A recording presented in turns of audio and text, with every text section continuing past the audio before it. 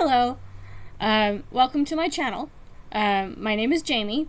I am very active in the readathon world online and on Goodreads, but so far not on YouTube. So this is new, and I don't expect anything flashy to start out with. This is a very, very basic setup, and I don't know if I actually have editing software I can use on this one. So it will be very basic. But I can make up all sorts of excuses for not posting videos. Eventually I just need to record one and post it and get started, or it's never going to happen.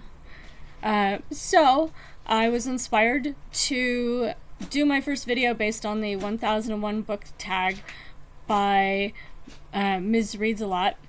I've been following and interacting with her reading videos for a little while now, and we're reading similar books because we're reading the same book list. So yeah, let's go ahead and go through these questions, and it'll be a nice little introduction to my approach to reading and books, and a bit about me in the process. So 1001 lists. Do I follow any book lists?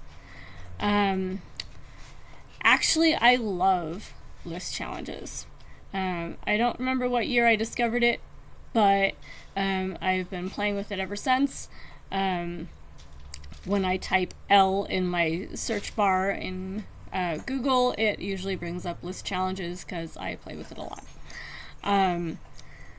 I follow the Boxall 1001 books you must read before you die lists. I also am working my way through the 1000 novels list from The Guardian, and I have a few other favorites on list challenges that I look at when I want inspiration for what books to read. Every once in a while I look through them too, just to familiarize myself with what the titles are on them, so that when I find those books on free shelves or other sources of cheap or free books, I know what I want to pick up. Some of them I would never have thought to want otherwise, and have turned out to be really good. So I don't use lists as a this is what I have to read sort of approach. I still am mostly a mood reader, but I read 300 books a year just about. So you know, it's a nice list to go from to make my reading a little bit more varied. Otherwise, I'd probably just read genre mysteries half the time. They're fun, but after a while the plots do get a little bit predictable. Anyway, 1001 books. How many physical books do I currently own? And do I own any ebooks? I don't own ebooks. I get my ebooks off of Project Gutenberg, usually, and I don't read them very often. My computer doesn't even like the library's ebooks half the time, so I mostly do physical books and audiobooks. I don't own audiobooks either. I get them from the library or off streaming services online. I own probably, well, I have about 1,000 books, probably a bit more than that in my apartment at the moment. Not all of them are mine, but my sisters and I sort of share books amongst ourselves. So I have a lot of one of my sister's books at the moment, and as I read them, I send them back. And as she reads books, she sends them to me. The books are always in flux, but usually about 1,000 books, I would say. And that is a good thing. I'll do more videos about books later that will talk about numbers of books and why I like my big library. For now, next question. 1001 Arabian Nights. Have I read any stories from the Arabian Nights? I have read all of them. In that early edition where it was actually like 10 volumes or 12 volumes, it was a lot of books at the university's library. And my then boyfriend and I were trying to keep the books from being deaccessioned by checking each one out and reading it so that they would be seen as used and therefore not unwanted when the library was culling books. They were really good. They got repetitive after a while. I found the stories that talked about the relations between different religions in the Arabian society in those stories really interesting, because in some ways they were a lot more tolerant than I expected. I read them when I was in my first college degree, so I was quite a bit younger. I'm not sure I would get the same out of them now. And I do have current editions of them, like reprints that are nice and pretty and have lots of footnotes. So I will probably reread them. It's been a few decades. 1001 Flavors. Do I have a favorite food or flavor? I love enchiladas. I'm not really a fan of sweets, but there are some that I've come to really like. There's a pastry that I get occasionally that has like marzipan type filling. That one's really tasty with coffee. And ice cream, I tend to go for matcha or cappuccino or coffee or vanilla. I feel like I've gotten old. All my ice cream flavors have no bits in them and are pretty basic, but they're tasty. Have I ever read a book that is over 1,000 pages? I've read a lot of really long books. I think the longest book that's recorded on my Goodreads is the Urantia book at over 2,000 pages. It's a bit odd. Maybe nonfiction, maybe fantasy, depending on if you believe it or not. Definitely an interesting read. I don't know if I'd recommend it. I liked Les Miserables a lot. I also loved the musical, which probably helped. And I did get through War and Peace. It takes about 1,000 pages to get to Tolstoy's point, which I found a little bit annoying. And the characters are crying all the time, which bugged me a lot. But it was okay otherwise. And the premise of the book is kind of interesting. But if you skipped to the last 400 pages and just assume that you kind of don't need to read the rest, I don't know, you might actually be able to just read the last, fourth of War and Peace and be fine. Anyway, I read long books all the time. I'll talk about long books plenty. 1001 Buckets. Do I have a non-bookish bucket list? Sort of. I haven't made an official bucket list in years, and I don't think I was a kitten rescuer when I made the last one.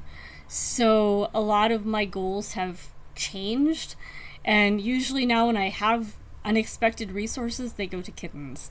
So there are places I'd like to go. I don't know if I'll ever have the resources to get to travel that much anymore. I'd love to, but it's kind of hard to travel when you have kittens. Somebody's going to have to take care of while you're gone. I'd also love to actually have a house where I don't have to ever move again and could just settle in and, nest. But, again, finances. I'm in that generation where we just don't have a lot of financial stability and jobs aren't very secure, and I'm disabled, so it makes it that much harder. I don't know if that's ever going to change. We'll see. I don't know if I have a lucky number for the next question. 1001 numbers. I used to like numerology as a teenager. It's been a while. I do play with numerology, though, just as a sort of gimmick to figure out like what colors I'm going to wear for a month. I do capsule wardrobes just to make my clothes make more sense sometimes. And for that, sometimes I'll do my numbers to figure out, okay, well, this month is a 3, and 3 goes with yellow, and it doesn't mean anything, but it does give me a jumping off point for figuring out what colors I'm going to do for my capsule wardrobe for the month. But I don't really have a favorite number. Favorite author or genre for 1001 authors. I have a lot of favorite authors. As I said, I read 300 books-ish a year. So there are a lot of good ones and a lot that I haven't read yet that will be favorite authors eventually. Ray Bradbury comes to mind right off the top. But I will talk about lots of authors. I love murder mysteries, and I read a lot of them as well. I just finished all of Anyayo Marsh's books. I've read pretty much all of Arthur Conan Doyle's books and most of Agatha Christie, and yeah, you get the point. And a lot of the modern Scandinavian kind of crime noir sort of stuff. It's fun. Dark, but fun. Do I have a favorite outdoor activity? I like hiking. I like walking. Where I live now isn't very safe, so I don't do as much walking as I used to. When I used to live near hiking trails, I would go hiking anytime I just needed a break or needed to clear my head or whatever. So I might get back to that again. I don't know if I'm in shape to do it yet again, so I might have to work on that first. But I do like hiking. And birding while hiking. 1001 book clubs. Should Ms. Reads a Lot have a book club with a book a month? If it works, that's fantastic. I don't know if they work as well as they used to. I've tried in the past in other media, and it doesn't always work out so well. But I have always loved the concept. And if I happen to need to read the book that's listed and I own it, I might join in. I'm not going to tag anyone. I am a brand new booktuber, and most of the people I follow have already done one of these, so they've already been tagged. But it's a fun little set of questions, and if you want to try it, go ahead. Check out my channel as it grows. I will be changing where I film as I get a desk and get things set up a little better. For now, you get kind of a backdrop of some of my books and some of my kittens. There will be more of both going forward. So hope you enjoyed this. It's a bit rambly, but not too bad. And I will figure out editing software as we go along as well, so there'll be a little bit actually edited and less rambly, theoretically, and maybe better lit. We'll have to see about that. Anyway, talk to you later. Enjoy your reading.